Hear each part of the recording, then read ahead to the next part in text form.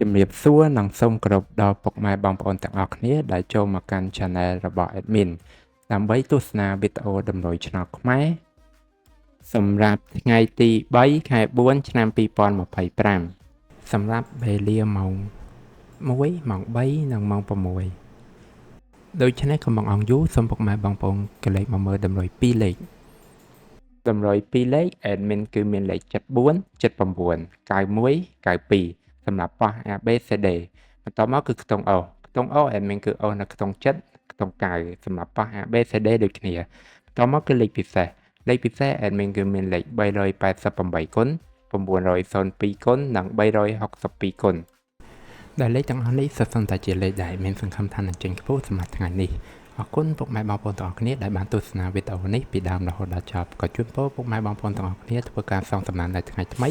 ទទួលបាននូវការហេងឆ្នះចំទាំងអស់គ្នាជាចុងក្រោយ Admin សូមពុកម៉ែបងប្អូនជួយ Like Subscribe និង Share ដើម្បីជាកម្លាំងចិត្តដល់ Admin ផងនិងដើម្បីពុកម៉ែបងប្អូនទាំងអស់គ្នា